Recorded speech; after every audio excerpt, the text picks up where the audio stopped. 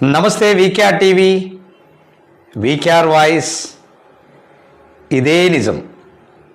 ఈరోజు ఒక మంచి ముచ్చట ఎత్తుకొచ్చిన, అది చాలా ఇంపార్టెంట్ ముచ్చట.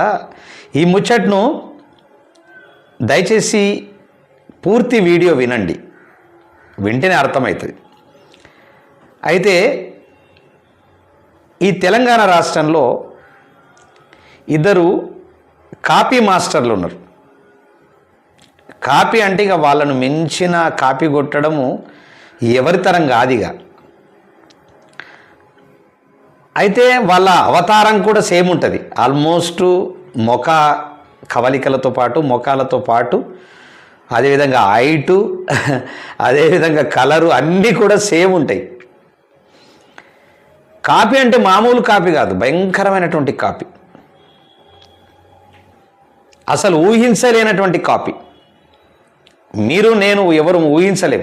అలాంటి కాపీ కొట్టేటటువంటి ఘనులు ఇవాళ ఈ రాష్ట్రంలో ఉన్నారు.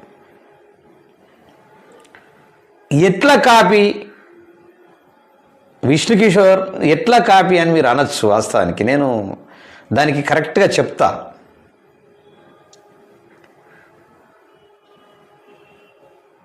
కళాకారుడు అంటే కళాకారుడు అని చెప్పుకుంటాడు, అంటే కళాకారుడు అని ఇక ప్రజల లోపల ఆల్రెడీ అందరి కాపీ కొట్టి తను ఎదిగినటువంటి వ్యక్తి కాబట్టి కళాకారుడుగా ఇక ప్రజల లోపల కాస్త తెలియని ప్రజల లోపల ఏముంటుంది, ఖచ్చితంగా కళాకారుడు. ప్రతి ఒక్కళ్ళు నాకు 100 మంది చెప్పారు.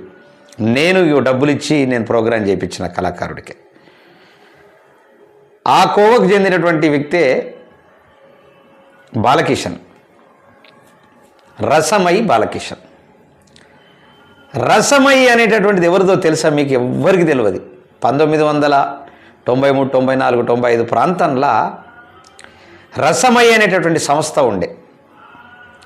ఇదే చిక్కడపల్లిలో ఉన్నటువంటి త్యాగరాయ గానసభలో ఎన్నో కార్యక్రమాలు, అద్భుతమైనటువంటి కార్యక్రమాలు చేసి ఎంతోమంది కళాకారులకు సన్మానం చేసి అవార్డులు ఇచ్చినటువంటి సంస్థ రసమయి సంస్థ.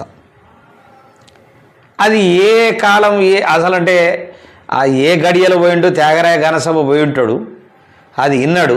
ఇక వీళ్ళకి వినంగానే, చెవులలో వినంగానే, చూడంగానే ఇక వాళ్ళకు చిమచిమ అంటది శరీరం అంతా.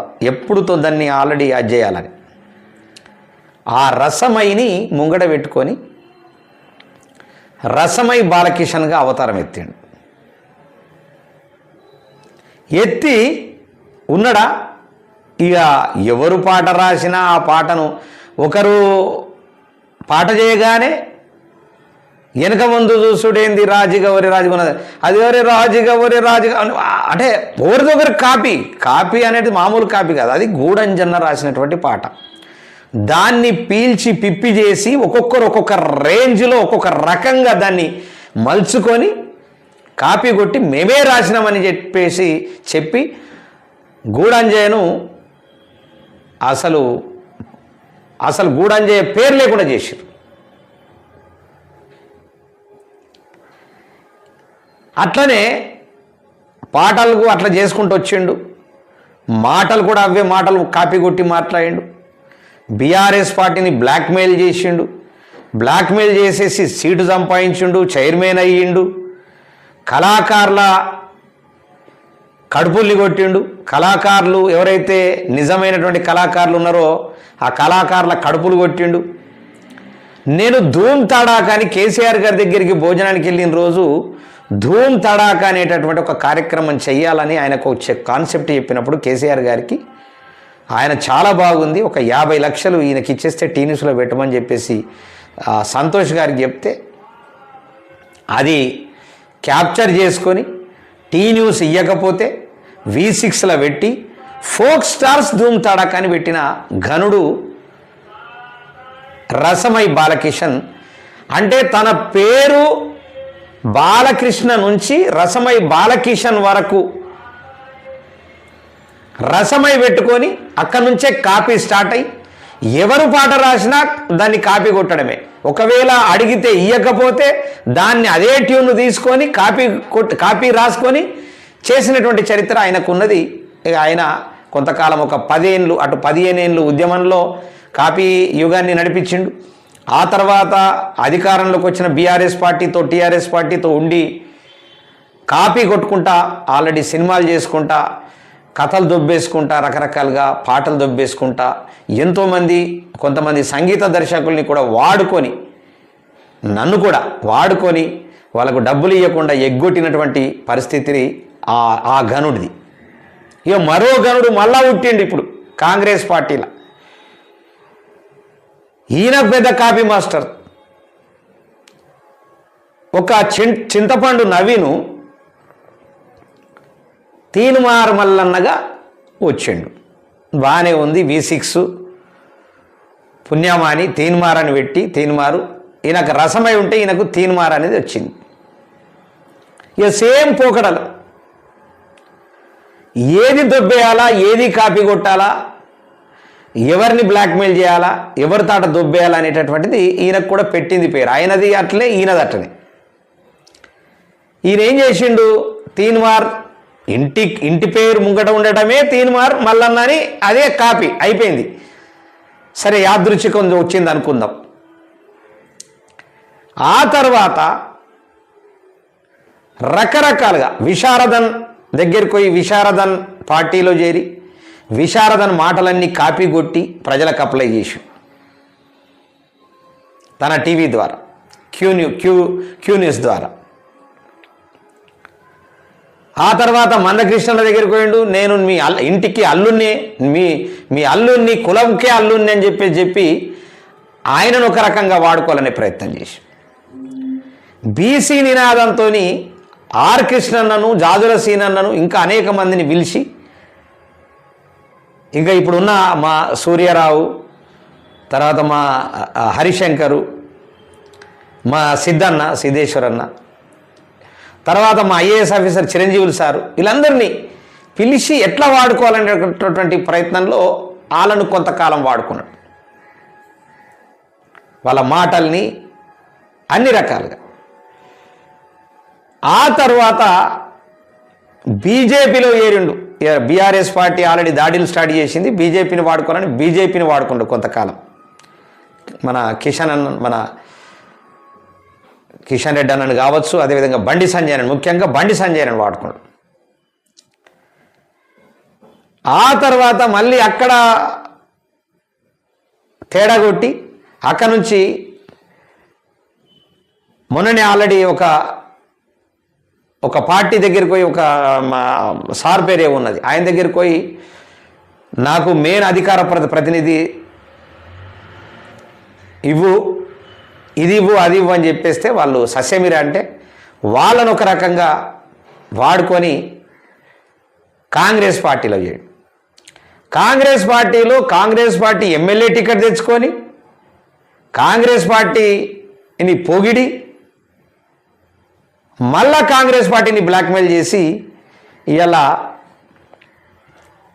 మా సార్ అది ఎన్నో రోజుల నుంచి కలలు కన్న అది పార్టీది, అది బీసీ రాజ్యాధికార పార్టీ.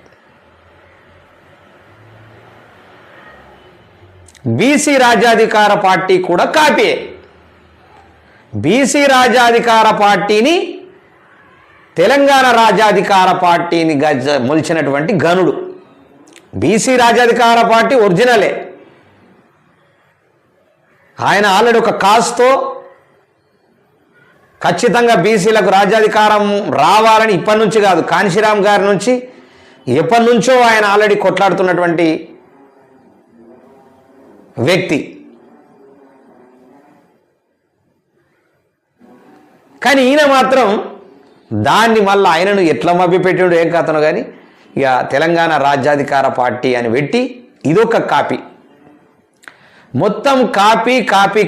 దాంట్లో తెలంగాణ రాజ్యాధికారం పార్టీలో దాని సింబల్లో ఆల్రెడీ కాపీయింగ్.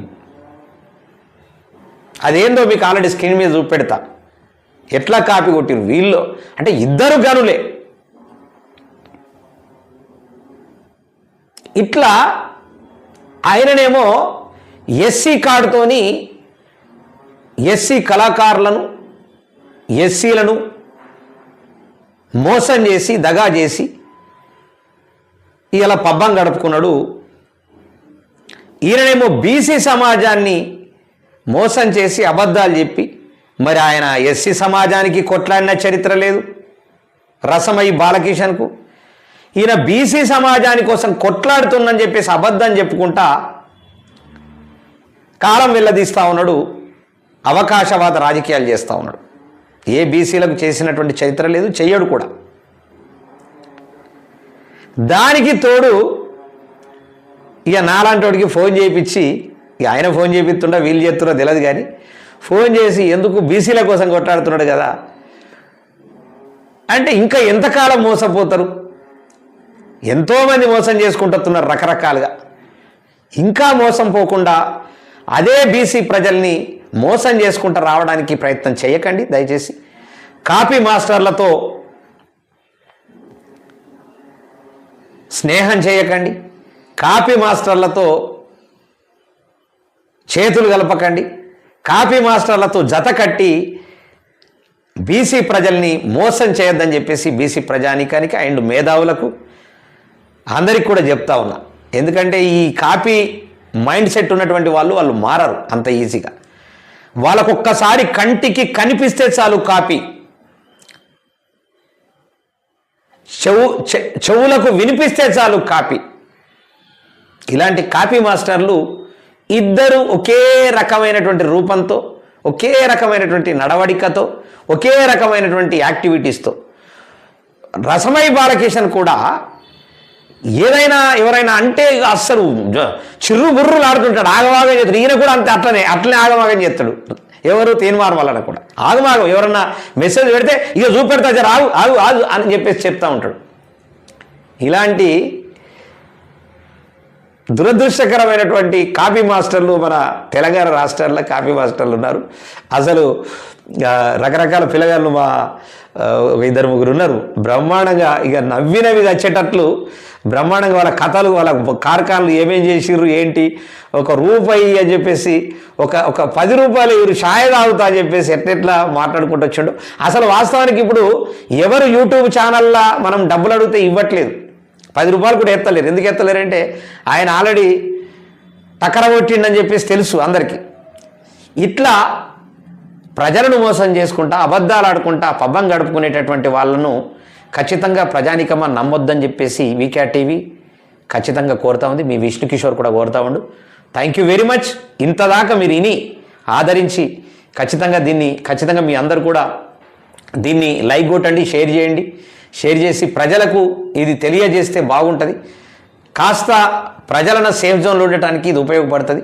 తప్పకుండా లైక్ కొట్టి షేర్ చేయవలసిందిగా కోరుతా ఉన్నా. నమస్తే.